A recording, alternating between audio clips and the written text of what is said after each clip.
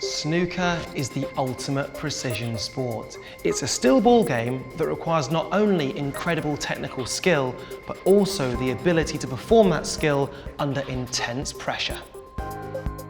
If you're strong technically, you're going to be strong mentally. It's such a technical sport, and the things that can happen out there, mentally it's so tough to deal with. In precision sports such as golf, it's become the norm for elite players to pursue performance coaches to try and get that edge, to try and achieve those marginal gains. But how does snooker compare in pursuit of sporting perfection? And is the coach becoming king at the crucible too? Stuart Bingham, after 20 years, realised his ambition, and he's the 2015 World Champion.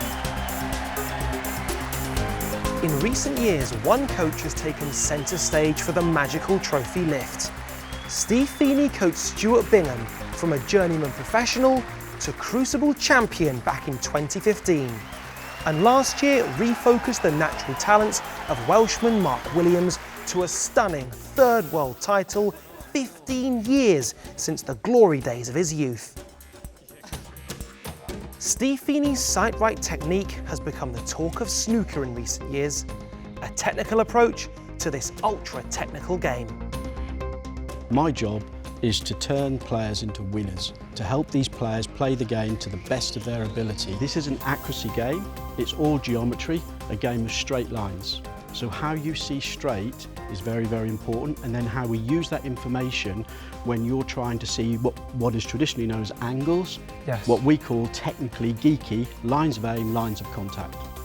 For me, your SightRight sighting line is how both eyes balance together to see a straight line of aim, and then I make sure that you're on that perfect line of aim before you step into that shot. If you understand exactly what you have to do to execute, and that you can trust that it's right, and you can see from the outcome it's right, the answer is there. As well as coaching Mark Williams to crucible glory last year, and now working with Ronnie O'Sullivan, Steve has transformed the game of David Gilbert.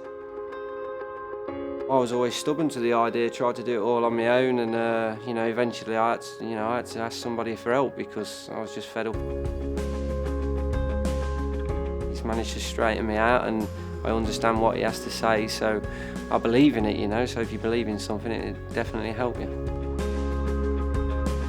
Mastering the technical elements of the game is one thing, but implementing those precision skills in the intimate pressure cooker that is the cauldron of the crucible, well, that's quite another. So how can a coach help perfect the mental demands of the game? Oh, great shot. Super shot. Tiny margins all the time. If you believe in something, then it can help you, no matter what it is. That is just perfection queuing. Just have someone in your corner who you trust, who you believe what they say, and to help on the mental side of things. Absolutely pure. The circuit these days is very tough mentally, and you need to be able to deal with all the sort of the ups and downs. Terry Griffiths won the title here 40 years ago. He's been here and done it. And for years, he's passed on his experience as a player and knowledge as a coach to many top players. I know what it's like to play. I know how hard it is to win in the professional game. So when people say, "Oh, you've done well there when you won," I say, no, I didn't do it. I didn't pot one ball in the whole match. They understand that I've been exactly where they are, and like when they come into the interval and things are not going so well, they'll hope that I can give them like a few things to talk about. But then other times I've had to slap a few. I would do. Come on, get out there and do it and just get them up. I can tell you all the 128 players are very, very good.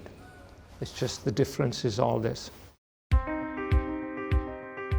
Golf and tennis have both seen big-time coaches dominate the headlines for 30 years or more.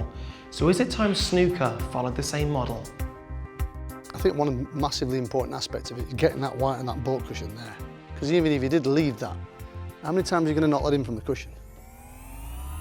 Chris Henry works with Sean Murphy and more recently with young amateur sensation James Cahill, who dumped Ronnie O'Sullivan out of this year's first round. He looked incredibly relaxed. He looked comfortable, and afterwards he said, I really enjoyed the experience. Some players go out there and are frightened to death. So that was something quite special.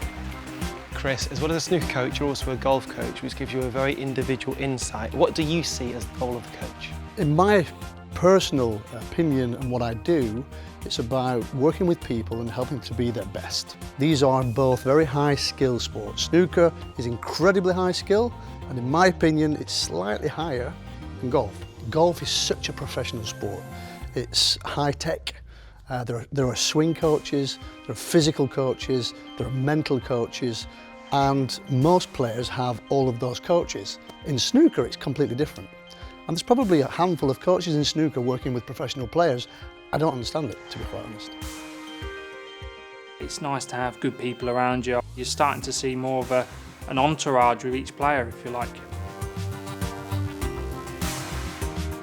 A player who's willing to go outside the boundaries and explore hiring a coach, whether it be mentally or technically, I think is a good move. And I think that's why you've seen such a huge explosion in the standard over the last 5 or 6 years, is because players are willing to actually work on things. I think it's safe to say that coaches in snooker are increasingly having a bigger part in the sport. And in that pursuit of sporting excellence, sporting perfection, having the right man in your corner to say the right thing at the right time could be the difference of going out in round 1 or being world champion.